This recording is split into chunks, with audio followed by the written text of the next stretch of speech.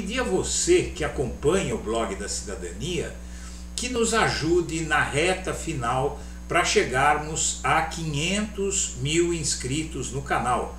Estamos com 494 mil, só faltam 6 mil inscritos. Fazendo isso, você fortalece a mídia alternativa e progressista de esquerda contra a força do dinheiro da extrema-direita que fez bombar os canais reacionários e golpistas na internet. Vamos lá, vamos virar essa marca de 500 mil inscritos no Blog da Cidadania, um dos blogs políticos mais antigos do Brasil, fundado em 2005. E vamos lá então às informações. Bom dia, senhoras e senhores. Hoje é 23 de setembro de 2023. São 8 horas da manhã. E matéria do jornal Metrópolis deixa bem claro que a denúncia pública dos jornais O Globo e do portal UOL sobre a reunião golpista de Bolsonaro com os comandantes das 3 Forças Armadas foi vazado para esses veículos de comunicação pela Polícia Federal. Diz a matéria de ontem do Metrópolis que o caso foi revelado pelos colunistas Bela Megali, de O Globo, e Aguirre Talento, do UOL, e confirmado por esse portal Metrópolis. Então aí, esse trecho da delação do Mauro Cid, que tumultuou a política brasileira nos últimos 2 dias, é um indicativo de que a Polícia Federal decidiu vazar para a imprensa esse processo e esse caso da reunião com os chefes militares e Bolsonaro. E, na verdade, também se ficou sabendo que havia os presidentes do PP, do PTB e do PL na reunião, além do Bolsonaro e do próprio Mauro Cid.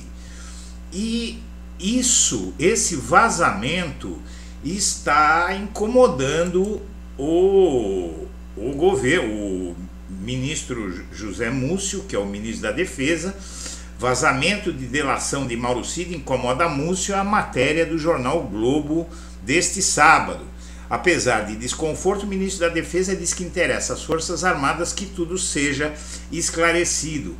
O vazamento de trechos da delação premiada do ex-ajudante de ordens Mauro Cid deixou incomodado José Múcio, que recebeu como missão principal distensionar a relação e dissipar o clima de desconfiança mútua entre as Forças Armadas e o governo Lula.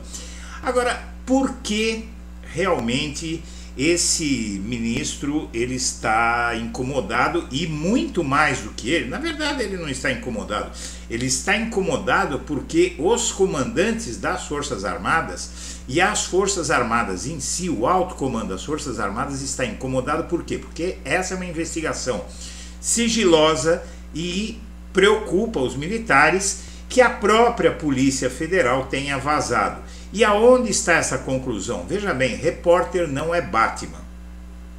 Bela Megali é uma jornalista, uma moça. Aguirre Talento também, um repórter do UOL, um rapaz magrinho, uma moça delicada ali. Eles não escalaram o prédio da PF para fotografar os arquivos desse processo. A PF decidiu vazar. A PF não deixaria sair uma vírgula de lá de dentro que ela não quisesse. O que saiu de lá foi porque a PF quis que saísse. Tanto que você tem pontos específicos que são vazados. Isso vem desde o mensalão, depois os processos da Lava Jato, a Polícia Federal, o Ministério Público. Eles têm todos os instrumentos possíveis e imagináveis para evitar esse vazamento. Veja, 2 repórteres de 2 órgãos de imprensa diferentes e mais um terceiro órgão, que é o Metrópole, descobriram isso, com quem o Metrópolis foi confirmar esse caso dessa delação, esse trecho da delação, para saber se a matéria do Globo e se a matéria do UOL tinha, que são a mesma, né, os dois divulgaram o mesmo assunto, tinha alguma coerência, tinha alguma materialidade. O Metrópolis foi lá e acionou seu contato na Polícia Federal, que é um contato institucional. Então, você veja bem, a Polícia Federal decidiu vazar e resta saber o interesse. Agora, é possível deduzir o interesse da Polícia Federal em vazar isso. E o interesse é muito simples, é para provocar justamente reações, e dessas reações a PF vai ficar só olhando e analisando. Há mais informações sobre isso nesta edição. Enquanto isso, descobre-se também que nota militar incendiou os golpistas após ser omitida do alto comando do Exército. O alto comando do Exército, em 10 de novembro, divulgou uma nota que apoiava as manifestações diante dos quartéis. E essa nota dos militares foi construída pelo alto comando das Forças Armadas e foi vista como extremamente bolsonarista. A nota, ela dizia que, na verdade, a nota tinha o título, com o título As Instituições e ao Povo Brasileiro. A nota foi lida por 3 vezes na manhã de 11 de novembro no acampamento do QG do Exército em Brasília. O texto dizia que as Forças Armadas, sempre presentes e moderadoras nos mais importantes momentos da nossa história, tinham um compromisso irrestrito e inabalável com o povo brasileiro, com a democracia e com a harmonia política. Com recados ao judiciário, os comandantes falavam em condenar ações de indivíduos que alimentem desarmonia na sociedade e que o país possuía instrumentos legais para solucionar possíveis controvérsias. Aí havia uma insinuação sobre o tal artigo 142. Tudo hoje, no que se refere aos militares, como eles dão declarações dúbias, fazem ameaças, há que ficar interpretando nas entrelinhas. E dizia a nota: reiteramos a crença na importância da independência dos poderes, em particular do Legislativo, Casa do Povo, destinatário natural dos anseios e pleitos da população, e nome da qual legisla e atua, sempre na busca de corrigir possíveis arbitrariedades ou descaminhos autocráticos que possam colocar em risco o bem maior de nossa sociedade, qual seja a sua liberdade. Os bolsonaristas acampados entenderam a nota como apoio dos militares aos protestos nos quartéis. Forças Armadas, comunismo não, Forças Armadas, salvem a nação, cantavam os golpistas na manhã de 11 de novembro. Então aí está explicado, essa nota de teor bolsonarista, inclusive insinuava uma intervenção federal. E isso aconteceu, ainda tinha um outro ponto aí. Isso aconteceu no momento em que havia um boato nos acampamentos que 5 generais do alto comando eram melancias, eram comunistas. E eles chamam os militares comunistas de melancias porque tem a farda verde oliva por fora e tem o interior vermelho comunismo. Então a gente tem que entender que as Forças Armadas são cúmplices nos atos de 8 de janeiro e que aconteceram com os que praticaram tudo aquilo, achando que eles precisavam criar uma grave crise, não é? Porque deviam criar o caos para que as Forças Armadas decretassem aquela operação de lei da ordem e fizessem uma intervenção federal, uma intervenção militar, que a GLO, não é? A operação de lei e ordem, permite, e ali nasceria o golpe. Então, julgar o 8 de janeiro tem que julgar também os generais que produziram essa nota, porque eles são cúmplices do golpismo. E o Lula vai deixar a definição da PGR para depois da cirurgia que ele fará no quadril. E, na verdade, o Lula, segundo várias informações que tem vindo a público, ele não está satisfeito com os nomes disponíveis para a Procuradoria-Geral da República. Ele sabe que a Procuradoria-Geral da República é muito sensível e ele quer alguém com saber jurídico, mas que seja independente e não se deixe pressionar pelo corporativismo do Ministério Público e não se deixe influenciar por injunções políticas. Além disso, o Lula quer saber se o restante do almirantado da Marinha concordou com o golpe, se a cúpula da Marinha concordou com o golpismo encampado pelo ex-almirante que comandava a força, o tal de Garnier. Porque realmente, se a Marinha continua com esse pensamento, aí a situação complica e complica muito e é preciso resolver esse problema.